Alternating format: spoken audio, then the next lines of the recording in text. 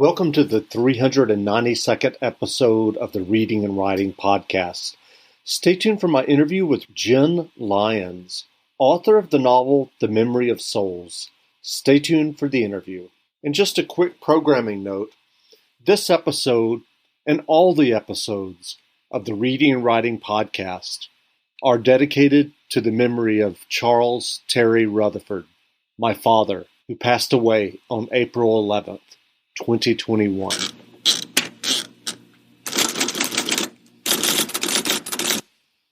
The Reading and Writing Podcast is brought to you by Libro FM. Libro.fm lets you purchase audiobooks directly from your favorite local bookstore. You can pick from more than 185,000 audiobooks, including bestsellers and recommendations from booksellers. You'll get the same audiobooks at the same price as the largest audiobook company out there, but you'll be part of a different story, one that supports your local community and your local bookstore. If you're new to audiobooks, they're the perfect way to get more books into your busy life. You can listen during your commute, while doing chores, walking the dog, or just relaxing at home. All you need is a smartphone and the free Libro.fm app. If you already love audiobooks and don't know what to listen to next, check out recommendations and curated lists from people who know audiobooks best, your local bookseller. Here's your special offer from the Reading and Writing Podcast. Get 2 audiobooks for the price of one today with your first month of membership with the code RWPodcast at checkout. This offer is only valid for new members in Canada and the U.S. Check out Libro.fm today. Welcome back to the Reading and Writing Podcast. My guest today is Jenn Lyons, author of the new novel, The Memory of Souls, A Chorus of Dragons, Book 3. Jenn, welcome to the podcast. Thank you for having me here. Well, if someone listening hasn't heard about your novel, A Memory of Souls, Book 3, and A Chorus of Dragons, how would you describe the novel? It's very much my Empire Strikes Back. But in terms of what the overall series is about, it's about the Chosen One. It's a epic fantasy story about the Chosen One who is prophesized to come and maybe not save everybody. In point of fact, the prophecies say the opposite, that the Chosen One's going to show up and destroy the world. And what happens if you're the Chosen One and don't actually want to do that? That's where you keep your stuff. Book 3, which is the mid-book in the series, it's a 5-book series, is when everything is really starting to get terrible, which is a lot of fun.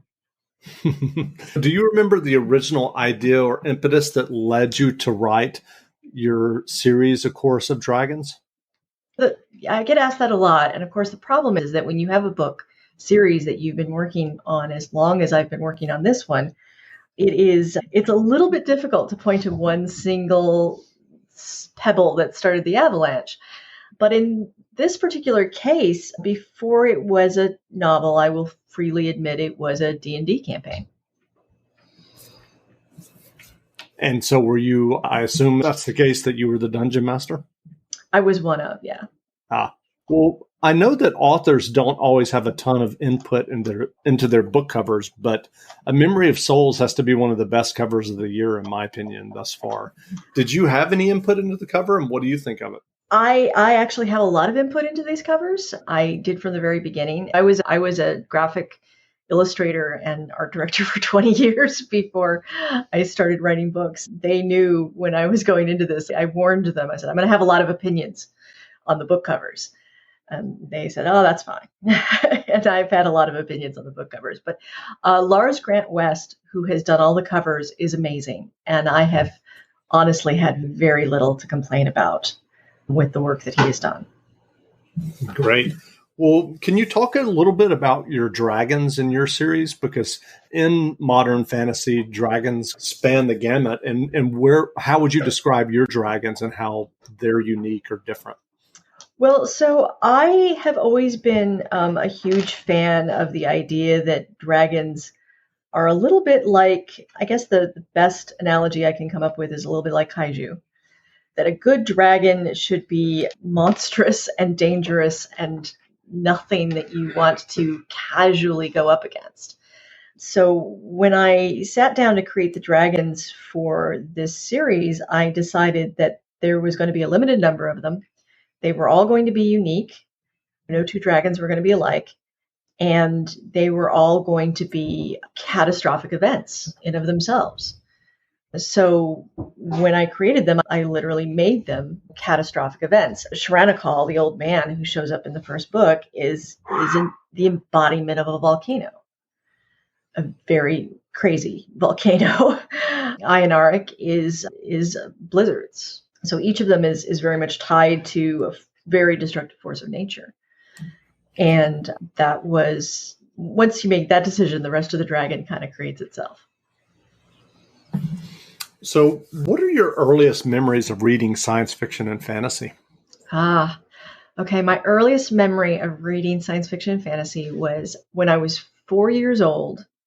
I remember, I have to apologize. I remember accidentally stealing a book from a public library. Yeah, I was 4. I didn't realize I was supposed to give it back before we moved. But it was Snow White. It was this beautifully illustrated version of Snow White, but it was definitely a version of Snow White where the queen gets put into the red hot iron shoes at the end.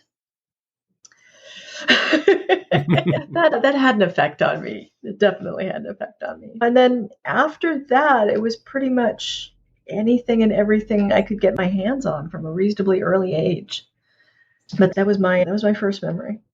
My first book memory, my first non-book memory was Sleeping Beauty and being very upset about Maleficent dying. So what was your path to writing beyond reading those early books? Was it always there? No, it was not always there. As I mentioned, I'm an artist, and my early career path was very much, you're going to be an artist. That was what I was told from a very early age. This is your destiny. This is what you have to do. And I followed that for, most of my life. And it didn't even occur to me that during that whole time, I was always writing. I was writing stories to go with my drawings. I was writing backgrounds for characters I was creating for tabletop role-playing games. I was always writing masses of text to go with things. My first book, I don't even know how good it was. It was a long time ago. I think I was 12. But it didn't even occur to me that I should try to become a writer. That wasn't until much later when my ex-husband dared me to write a book. And I did. And it was pretty, I think, standard stuff for a first book, meaning it was terrible. But I found I really enjoyed it. I enjoyed the process of writing, so I kept doing it. So if you think about that now, what was terrible about it? And what did you have to learn about writing before getting your first novel, The Ruin of Kings, published? Yeah, God, I think I did all of the classic don't do this stuff. First of all, I over-researched. It wasn't a fantasy novel, it was a science fiction novel. And I probably spent 2 years reading everything I could get my hands on about hyperspace theory, advanced astronomy, epidemiology, just neurology, just completely over-researched it. And then when I actually wrote it, I think there was like a 20-something page prologue that was just world history. Just the driest world history you can imagine. Yeah, don't do that. 20-page info dump. Yeah, 20-something page info dump. And it was a lot of the classic mistakes. I think I even had chapter 1, the main character waking up as the first thing that happens in chapter 1. It was just rife with the newbie cliches. So what then led you to writing Ruin of Kings? So Ruin of Kings was actually, the second book I wrote was what eventually became The Ruin of Kings. And it was still bad, but it was a little bit better. And like I said, some of the inspiration for that was Dungeons and Dragons. Although even then I knew that I was going to have to file the serial numbers off of that and turn it into something that didn't so much look like Dungeons and Dragons. But basically at that point, once I made that decision, and this was a thing that I was doing all kinds of stuff with as a setting, I'm this level of geek. I ran LARP games set in Core, set in the world that this is all based out of. I was doing a lot of this work on a background, on a setting, so why not set a book there? Do you remember the first time that you saw The Ruin of Kings on a bookstore shelf? What did that feel like? Oh, goodness. It felt amazing. It felt a little unreal. And it still feels a little unreal every single time I go into a bookstore and it's still there. Even if you get a book published, it's not uncommon for it to be gone after a couple months. And the idea that I can still go into a bookstore and still find my book blows me away. I haven't, still doesn't feel real. In addition to writing fantasy novels, you also worked in the video game industry. How did your work in video games impact your writing? Well, I think it gave me a real appreciation for the idea of set pieces. So in video games, you have missions, but you have these location set pieces that you use to create interesting experiences. And I think that idea of you have your characters go through an environment, a setting that also has to be really interesting, very much sank in and left an impact. And of course, there's a bit in the first book in Ruin of Kings. It's just flat out video game. There's one of the characters in there can create illusions, and he's having to train the main character, and he just video games it. It's okay. We're going to run you through a scenario. Now we're going to restart it. Now we're going to, oh, you died again. Okay, we're going to restart it. Because if you could create illusions, why wouldn't you train somebody that way? Exactly. So what has been your writing process for your A Chorus of Dragon novels? I know there are 5 books planned, as you've mentioned. Did you write an extensive plot outline for all 5 before you finished the first book? I wrote a series synopsis, and I think that was mostly, well, not I think, I know that was mostly to reassure Tor that I did, in fact, have a plan for the 5 books. They wanted to make sure that I knew what I was going to be doing on that, which I do not blame them for at all. But I think almost from the very beginning, we deviated from that original synopsis, which was hysterical. It was like, okay, here's the synopsis. Yeah, great. We're going to go ahead. We're going to buy the series. We're going to work out this publishing deal. And like the first phone call with my editor, she was like, and let's not do this thing that you talked about in the synopsis. So it was a good thing that I had not written the other books. I would have had a lot of rewriting to do. But my process is fairly methodical. Having come to this from the video game industry, or more specifically, come to this from being a producer in the video game industry, you really get a sense of how do you eat an elephant? You eat an elephant one bite at a time. And the idea is that you do not wait for inspiration to strike. You do not wait for the muse. You do a little bit of work every day. And if you can do a little bit of work every day, you will end up with a novel. So that's great. So are you working on another novel now? I'm currently doing edits for book 4, and I am about to start writing book 5. Given your success to date with your novels, what writing advice would you offer for listeners who are working on their own stories and novels? I would say probably the most valuable skill that writers can learn is how to listen to themselves, because you're going to have a lot of advice that is thrown at you. And some of that advice will be advice you should listen to.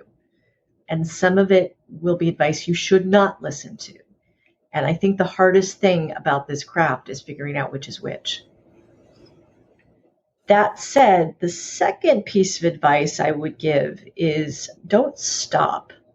Because I see this a lot. I see writers will finish their first book and they'll go, okay, cool, I've done this thing. Now I need to run off and get it published or find an agent or basically stop everything and do something with that novel. And in all of the time that I have been doing this and talking to other authors that have done this, I've known exactly one writer who got their first novel published. Usually you're not ready. And people don't want to hear that because, of course, the first novel is so hard to finish. It's a Herculean task. So nobody wants to be told, okay, now do it again. But do it again. This was Ruin of Kings ended up being the sixth book that I'd written. I think Brandon Sanderson, I believe, has a similar thing where Elantris, his first book, was also the sixth book he'd actually written. And then he went back and got a lot of his earlier books either rewritten or just polished up and published again. The first book that sold was not the first book he wrote. What novels or nonfiction books have you read recently that you enjoyed? Oh, goodness. There's a lot right now. There's a lot of amazing stuff out. I have been really enjoying some of the, let's see, I'm going to actually just look at my bookshelf real quick here. So I got turned on to this historian named Bernard Braudel. And he writes a lot of really interesting historical analysis of early cultures. And some not so early cultures. Sometimes it's Middle Ages and things like that. But they're just really fascinating stuff.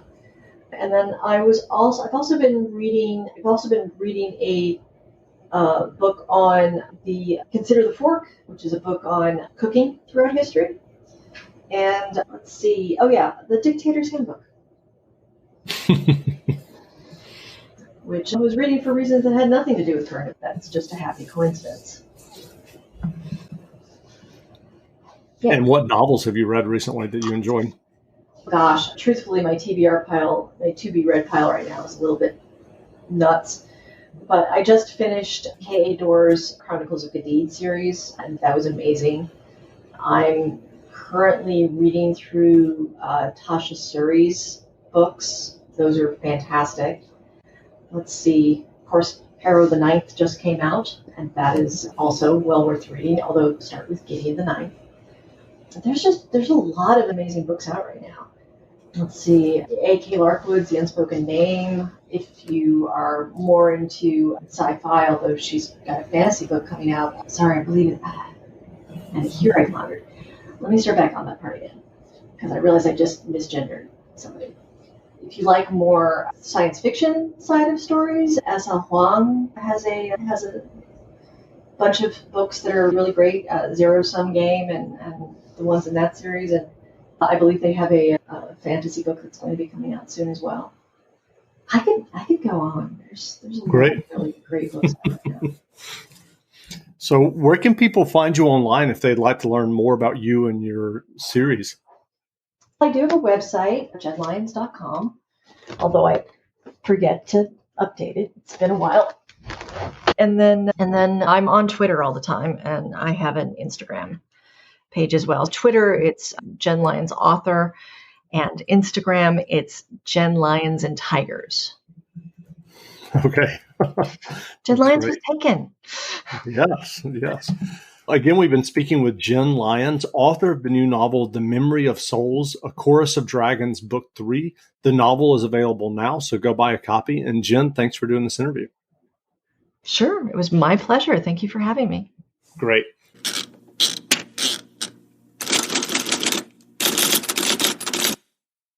Annie had an earache on a Saturday of all days. So her mom brought her to Minute Clinic at CVS, where you can see a provider, fill a prescription, and grab essentials like pain relief products, all in one visit. Even on evenings and weekends, You can even see us online with telehealth options. For quality, affordable care on your schedule, visit Minute Clinic at CVS. That's healthier made easier. Services vary by location. See MinuteClinic.com for details.